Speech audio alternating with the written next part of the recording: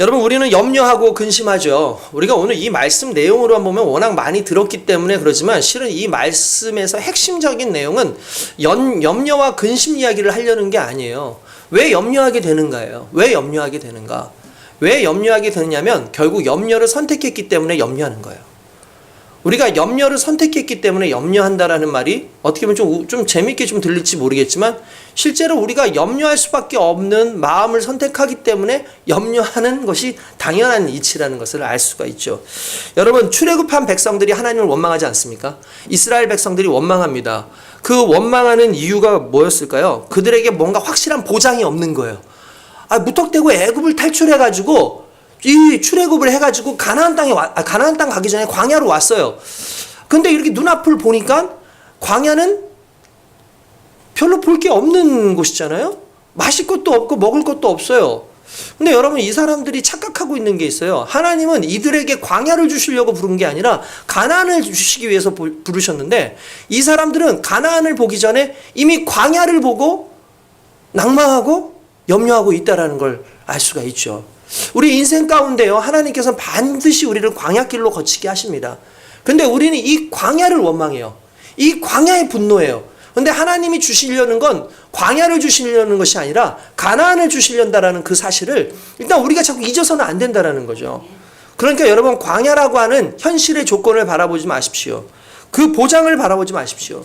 결국 출애굽한 사람들이 보장이 없어요. 안정이 없어요. 그러니까 이들의 걱정은 오늘 성경에 나오는 것처럼 무엇을 먹을까? 무엇을 마실까? 무엇을 입을까가 그들의 걱정이었습니다. 물론 이건 일반적인 우리가 모든 사람들의 걱정이기도 하죠. 왜냐하면 생존을 위한 부분이기 때문에 걱정할 수 있습니다. 근데 이걸 여러분 보셔야 돼요. 출애굽할 때, 애굽에서 광야에서 나와서 살 때 굶어 죽은 사람이 한 사람도 없어요. 목말라 죽은 사람이 한 사람도 없어요. 헐벗어 가지고 얼어 죽은 사람이 한 사람도 없어요. 근데 왜 죽은 줄 아십니까? 불순종해서 죽어요. 그러니까 그들이 고민하고 걱정했던, 나 지금 배고픈데 굶어서 죽으면 어떡하지? 나 지금 목마른데 이게 목말라서 죽으면 어떡하지? 지금 추운데 나 추워가지고 얼어 죽으면 어떡하지로 고민하는 그들이 결국 그걸로 죽지는 않고 결국 하나님 앞에서 원망하고 불순종하는 것으로 인해서 그들이 진멸당하는 모습을 우리가 볼 수가 있습니다. 여러분, 결국 우리가 걱정하는 것으로 죽는 경우가 솔직히 많지 않아요. 우리가 염려하는 것으로 죽는 일이 많지가 않습니다.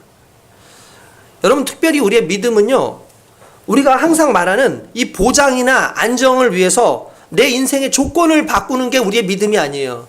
여러분, 우리가 믿음 생활 잘하는 이유가 뭡니까? 내 자녀가 하나님 이렇게 잘 됐으면 좋겠습니다.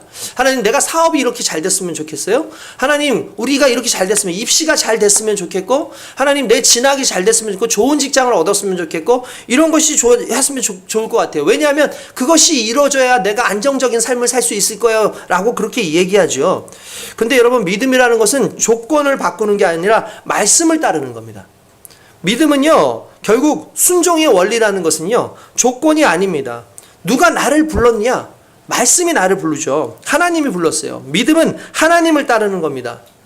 할렐루야. 여러분, 오늘날의 결혼도 그렇지 않습니까? 정말 결혼의 위기가 여기 있어요.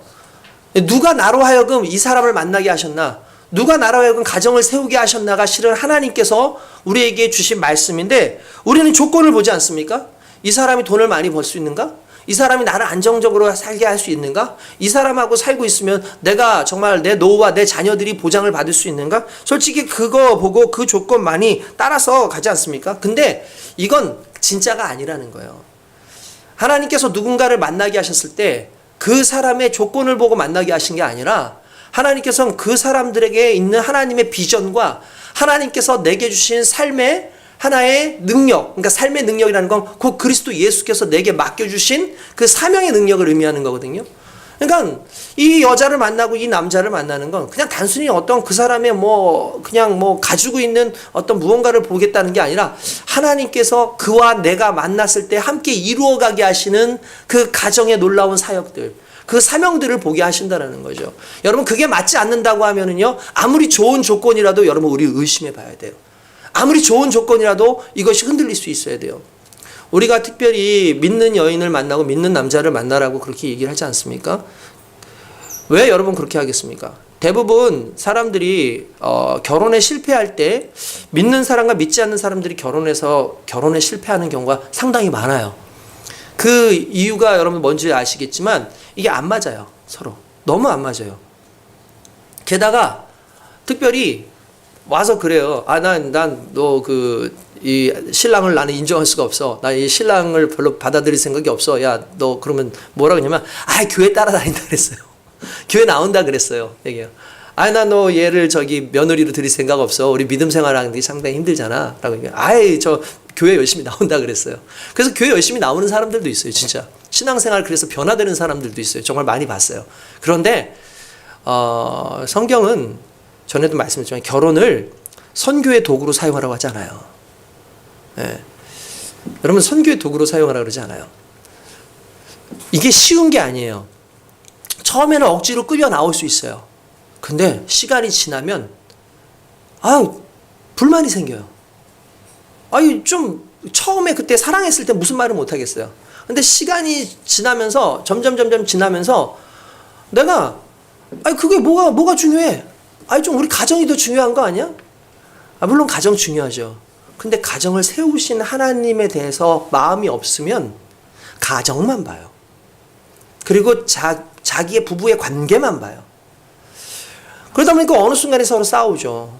어느 순간에 서로 안 좋아요. 그러다 보니까 결국은 서로 갈등을 가질 수밖에 없는 상황이 발생을 합니다. 결국 여러분, 너 왜 그 사람하고 결혼했어? 하면 다양하게 사랑하니까 하죠. 라고 얘기를 할 수도 있겠지만, 그 사람의 조건이 좋아요.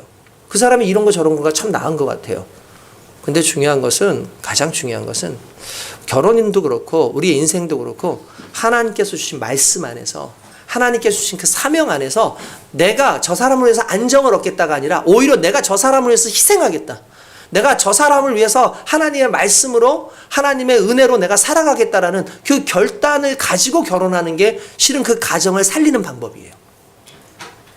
여러분 안정을 추구하지 마시고요. 하나님께 주신 말씀과 사명을 가지고 사는 것입니다.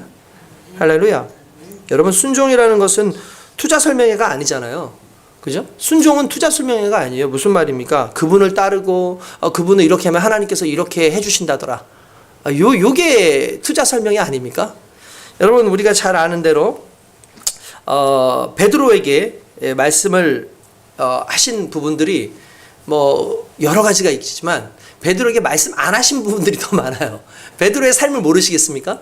근데 여러분 만약에 여러분 보십시다. 야, 너 말이야 3년 정도 나 쫓아다니면 힘들 거야. 너 바다에 빠질 거다. 네가 배신도 할 거야.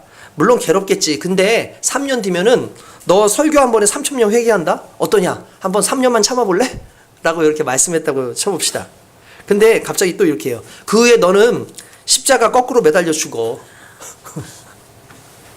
순종할 마음이 생겼다가 갑자기 사라질 겁니다. 그 이유가 뭘까요? 순종을 딜로 생각하는 거예요. 거래. 내가 이렇게 순종하면 하나님께서 내게 복을 주시겠지. 내가 이렇게 헌신하면 하나님께서 나를 이렇게 높여주시겠지. 여러분 그게 순종인가요? 순종은 거래가 아니에요. 여러분 순종은 거래가 아닙니다. 우리의 믿음은 딜이 아니에요. 내가 믿었기 때문에 이렇게 한다? 그게 아닙니다. 여러분 출애굽 백성이 그렇게도 추구하던 안정도 실은 가짜 아닙니까? 애굽 때를 추억하는 거잖아요. 근데 웃겨요. 그때 고기 마음껏 먹었을 텐데 지금 여기 고기 실제로 가마수터에서 고기 먹지도 못했어요. 고기 굽는 옆에서 냄새만 맡았지.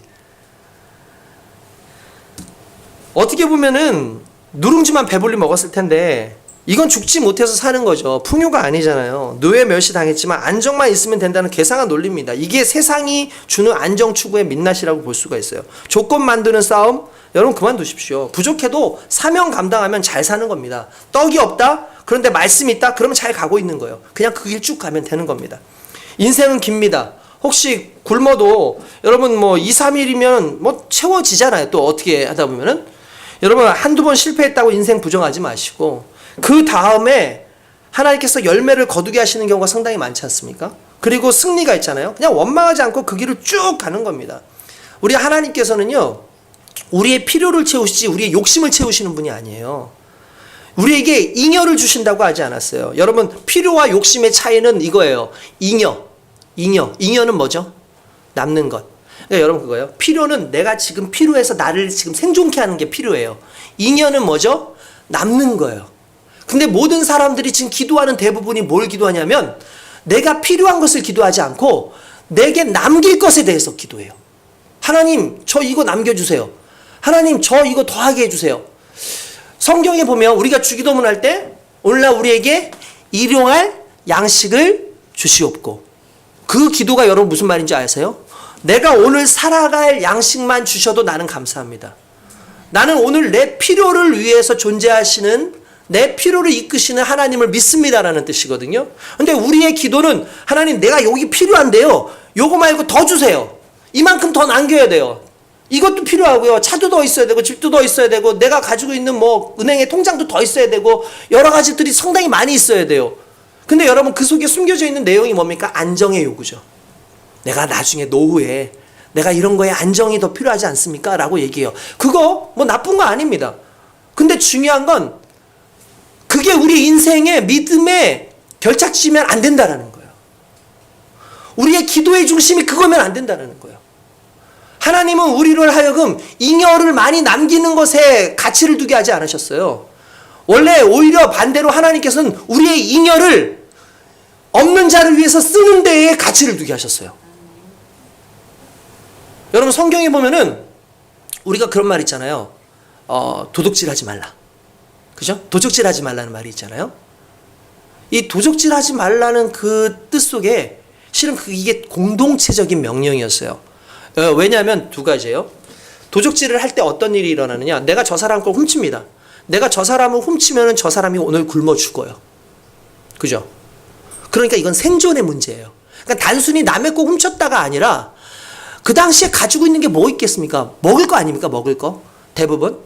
옛날에도 사람들이 월급질래 뭘로 줬죠? 녹봉 줬죠. 녹봉 뭘로 줬죠? 쌀로 줬어요. 쌀로. 그러니까 먹을 걸로 줬어요. 옛날에 이렇게 궁궐에서 이렇게 궁녀들한테 뭐 줬나 이렇게 봤더니 뭐 쌀 몇 대, 그리고 월급으로 뭐 보리 몇 대 주고, 뭐 어쩌다가 뭐 굴비 뭐 이게 하나 주기도 하고요. 그리고 해마다 옷을 지어서 입을 수 있는 그런 천을 또 이렇게 줬어요. 그게 그 사람들의 그 당시에 녹봉이었어요. 그게 하나의 공급이었어요. 근데 이게 뭐예요? 다 생존과 관련이 있는 거죠. 먹고 사는 부분에 있는 거잖아요. 그렇지 않습니까? 그러니까 누군가의 것을 그 당시에 뭐 십계명이 쓰여질 시대에 그 사람들이 뭐 가지고 있는 게 뭐가 있겠어요? 먹는 거죠. 먹는 거. 근데 만약에 그 사람의 먹을 것을 빼앗아서 그 사람이 오늘 굶어 죽는다라고 한다면 그건 단순히 먹는 죄로 끝나지 않고 살인죄로 넘어가는 거예요. 근데 이게요, 신약 시대에 오게 되고 하나님께서 기쁜 뜻으로 주면 이거예요. 내가 2개를 가지고 있는데 저 사람이 하나도 가지고 있지 않아요. 그러면 내가 내 있는 하나를 이 사람을 줘서 이 사람을 살리지 않으면 이걸 도둑질이라고 얘기해요.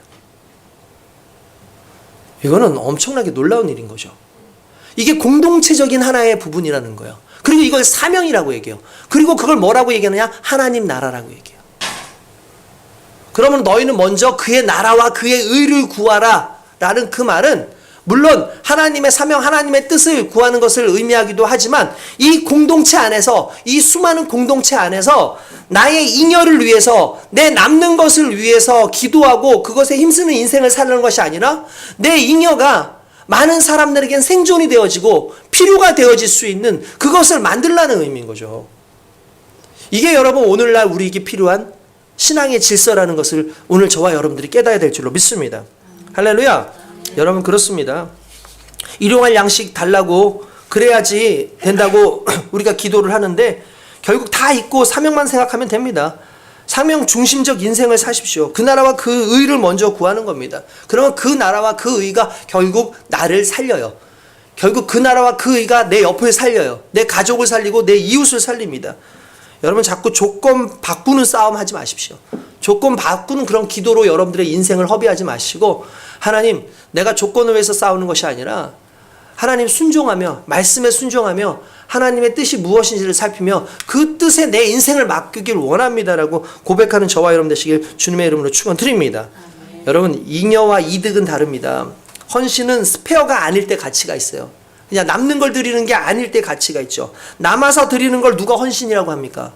진정한 헌신은 바꿀 수 없는 것을 드리는 겁니다. 아브라함 보십시오. 아브라함은 가장 귀한 아들을 하나님께 드립니다. 하나밖에 없는 가장 귀한 가치를 드리잖아요. 그 가치가 있기 때문에 그걸 믿음으로 보시는 거예요.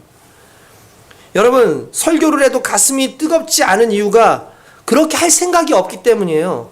목사님 말씀에 100% 따를 생각이 없습니다. 왜냐하면 드릴 만한 잉여가 없어요. 하나님 앞에 내가 드릴 만한 잉여가 없는데 어떻게 내가 하나님 앞에 드릴 수 있겠습니까? 저는 잉여가 없어요. 그러니까 잉여 싸움을 하고 있는 거예요. 하나님은 남는 걸 너의 인생 가운데 드리라고 하잖아요. 너희가 가지고 있는 시간, 너희가 가지고 있는 믿음, 너희가 가지고 있는 그 인생의 가장 귀한 것들, 그것이 하나님의 영광을 위해서 사용되어질 수 있도록 드리라고 말씀하고 계신다는 거죠.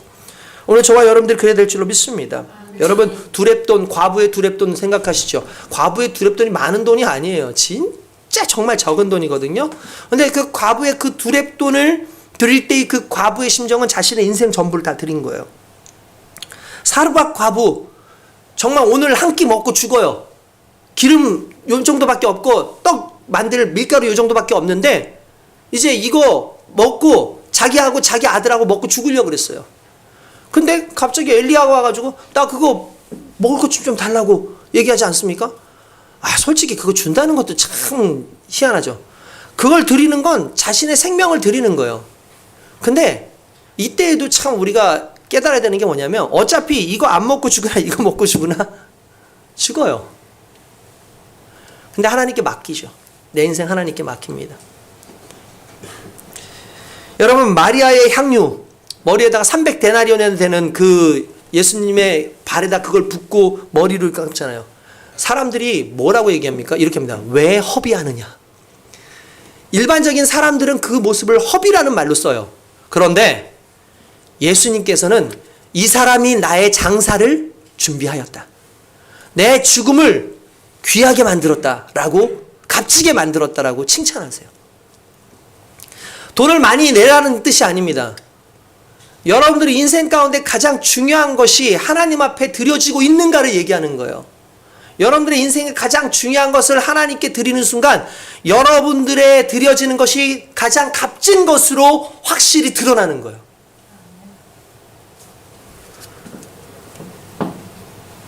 여러분, 누군가를 살리는 비용이라고 생각해 봅시다. 정말 이 사람이 죽어가는데 이 사람을 위해서 내가 푼돈을 들여서 근데 결국 그게 이 사람을 살리는 어떤 역할을 했다고 생각해 봅시다. 이건 어마어마한 가치를 품게 되는 거죠. 내가 하나님을 위해서 내 인생을 드렸어요. 그러면 하나님을 위하여 드린 인생이라는 내 인생 자체가 어마어마한 가치와 엄청난 거기에서 영광이 있는 거예요. 오늘 저와 여러분들이 그런 인생을 살아야 되지 않겠습니까? 오늘 성경에요, 먼저 읽었을 때 원래 옛날에 사람들이 25절부터 대부분 읽어요. 예? 그러므로 무엇을 먹을까 무엇을 마실까 그러면서 염려 이야기를 많이 하잖아요. 그런데 실은 이 말씀은 거기서부터 시작돼야 되는 게 아니라 24절부터 들어가야 돼요. 한 사람이 두 주인을 섬기지 못할 것이며 혹 이를 미워하고 저를 사랑하거나 혹 이를 중히 여기고 저를 경히 여김이라 너희가 하나님과 재물을 겸하여 섬기지 못하느니라 라고 되어 있어요. 실은 이러고 난 다음에 얘기해요. 너희가 근데 재물을 왜 섬기니? 그건 너희가 무엇을 먹을까 무엇을 마실까 내가 무엇을 입을까를 염려하기 때문이야. 그러니까 이런 거죠. 그거 염려하지 마. 그거 누가 입히시니? 하나님이 입히셔. 그거 염려하지 마. 하나님이 먹이셔. 너희 인생 하나님이 책임져. 그러면 그 하나님을 믿고 하나님을 선택해라는 게 실은 이 말씀의 주된 핵심인 거예요. 그냥 무턱대고 그냥 하나님께서 바쳐. 이렇게 해. 야, 염려하지 마. 아이, 걱정하지 마. 아이, 내일 일이 왜 염려가 안 되겠어요? 내일 일이 염려가 되죠. 근데 여기서 그냥 단순하게 염려하지 마 말하는 걸 말하는 게 아니라 너가 하나님과 재물을 두고 선택해야 되는 상황이 왔을 때에 내가 하나님을 택하면 당장에 눈에 보이지 않는 하나님은 날 책임지지 않지만 재물은 날 책임질 수 있어라는 그 상황에서 너 무엇을 선택할 수 있느냐는 것에 대한 질문인 거예요, 실은. 이 질문 앞에서 우리가 믿음의 순종으로 하나님, 저는 하나님을 택하겠습니다. 결국 이게 믿음인 거죠. 하나님 그걸 우리에게 오늘 말씀하고 계신다라는 겁니다. 여러분, 남아서 드리는 인생, 잉여를 드리는 인생이 아니라 먼저 주님께 드리는 인생 될 줄로 믿습니다. 예전에 한번 여러분 말씀드렸을 거예요. 한 10몇 년 전입니다. 우리 교회가 너무나 힘들고 저는 빚이 너무 많아가지고 애들 순댓국 너무 많이 사줘가지고 빚이 너무 많아가지고 카드가 거의 한 1,000만 원 정도 거의 막 그렇게, 왜냐하면 교회에 돈은 없으니까 제 카드로 계속해서 그걸 긁어야 되는 상황이 왔었어요. 그러니까 옛날에 신길중앙교회 한참 초기 시절에. 근데 제가 어떤 권사님이 저 부르셔가지고 그 신양부속이라고 하는 곳인데, 여기 바로 그 저기 대형 초등학교 앞쪽에 있는 그 어떤 곳입니다. 그때는 이제 우리 형님 집사님이 거기에서 이제 거래를 하고 있었던 그런 때인데, 그분하고 어떤 얘기를 하다가 뭐 제 얘기를 한 적이 있었나 봐요. 근데 그분이 갑자기 어느 날 연락이 왔어요. 그분이 저한테. 그래서 연락이 와가지고 한번 목사님 저 좀 만날 수 있겠습니까? 그래서 제가 누군지 모르는데 갑자기 저를 보고 싶다는 거예요. 그러니까 제가 갔는데 갑자기 그분이 하시는 말씀이, 형님을 통해서 목사님 하시는 사역을 얘기를 들었다. 교회가 많이 어렵다는 얘기도 들었다. 라고 얘기를 해요. 그래서 제가 이번에 집을 팔았다는 거예요. 그런데 자기가 이 집을 팔았으니까 11조를 드려야 되는데 11조를 드리려고 하는데 이게 실은 11조를 드릴 상황이 아니었다는 거예요. 왜냐하면 산 것보다 더 아래로 결국은 그걸 팔게 된 거예요. 그럼 남는 게 없는 거죠. 근데 이걸 어려운 교회에 좀 나눠주고 싶은 마음이 있어가지고 그러던 중에 어떻게 이야기를 듣고 드리게 됐다라는 거예요. 너무 감사하죠. 맨 처음에는 이렇게 봉투에다가 이렇게 얼마를 이렇게 넣어주셨는데 그때가 한 200만 원이었나? 그 정도를 넣어주셨던 것 같아요. 그 당시에 그 정도에 200만 원인데 근데 저는 200만 원인지도 몰랐죠. 그러니까 딱 이렇게 딱 받고 있었는데 이 권사님하고 서로 막 대화를 하면서 얘기를 하는데 갑자기 봉투를 달래요. 봉투를 뺏어가는 거예요. 그래서 이 줬다 뺐나? 내가 뭐 말이라도 실수를 했나? 뭐 이 양반이 뭔가 좀 빈정이 상했나? 막 걱정이 되는데 갑자기 자기 주머니에서 다시 꺼내더니 이거는 11조로 드릴 게 아니라 자기 그냥 개인 돈인데 빼가지고 수표로 해가지고 딱 넣어주는데 200만 원을 더 넣어주시는 거예요.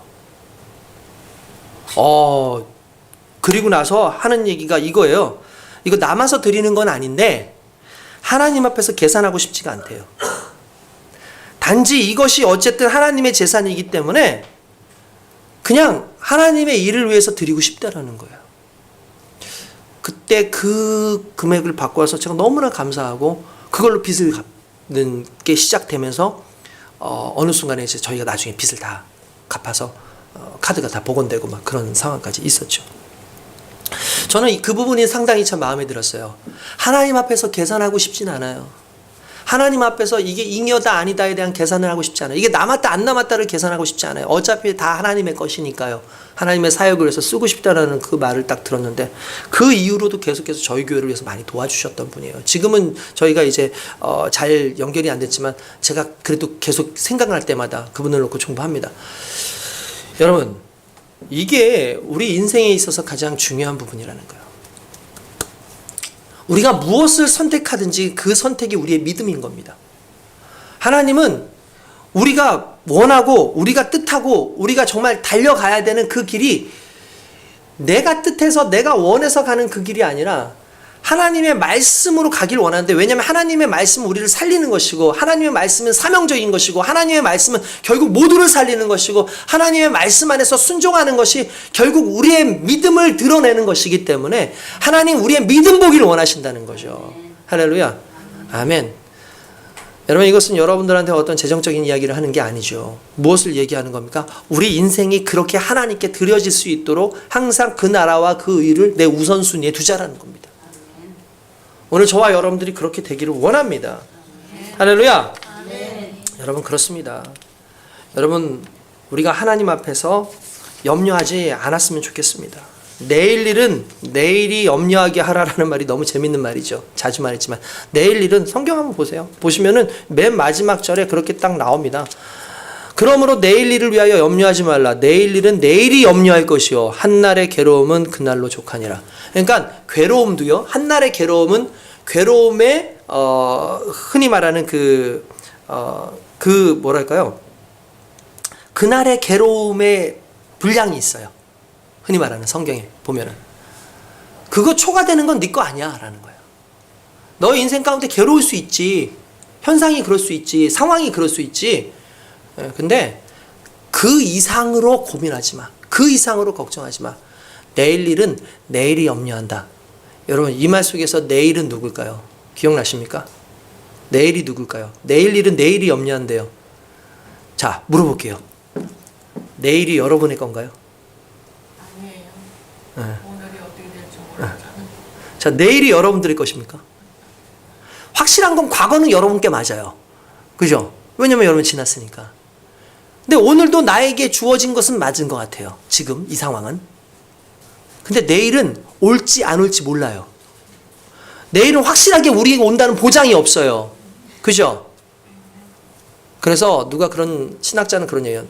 내일은 하나님이다. 내일을 우리에게 주시는 분이 하나님이에요.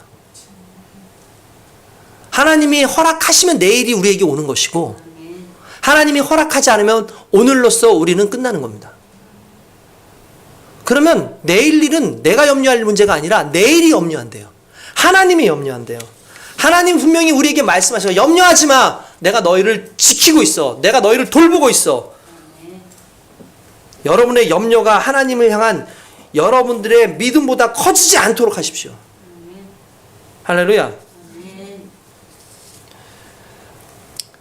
존 라이스라고 하는 사람이 이런 얘기를 해요. 염려란 하나님이 마침표를 찍으신 곳에 물음표를 찍는 것이다. 하나님께서 마침표를 딱 끝냈어요. 야, 됐어! 라고 했는데 우리 이렇게 하죠. 정말요? 진짜요? 참말이에요? 물음표를 던져요. 이게 염려예요. 하나님께서는 야, 걱정하지 마. 내가 책임질게. 잘 먹고 잘 사는 문제가 아니라 너의 인생을 내가 책임질게. 너의 믿음이 살아있는 믿음으로 살아갈 수 있도록 내가 그거 책임질게 라고 하는데 우리는 그거에 하나님께서 딱 마침표를 찍었는데 물음표를 던지고 있는 거예요. 정말입니까? 정말입니까? 스탠리 존스라고 하는 사람은 이런 얘기했어요. 염려는 우리가 내일의 걱정에 대한 대지불하는 이자다. 염려는 내일을 걱정하는 거예요. 그러니까 염려가 생기죠. 내일 걱정 안 하면은 이자가 붙지도 않는데, 돈 빌리지 않으면 이자도 붙지 않는데, 마찬가지로 내일 걱정이라는 것을 빌렸어요, 우리가. 그러니까 그거에 대한 이자로 계속 나가는 게 염려인 거예요. 가장 어리석은 짓이라는 거죠. 하나님은 빚을 다 갚아주셨는데. 여러분, 다른 이야기가 아닙니다. 다른 설교가 아닙니다. 오늘 우리가 무엇을 선택할 것인가? 여러분들은 내일을 선택하지 마십시오. 내일은 하나님의 것입니다.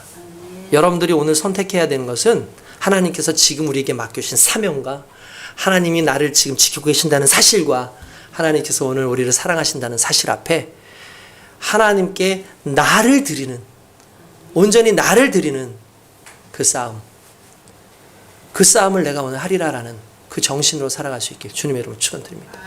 기도하겠습니다.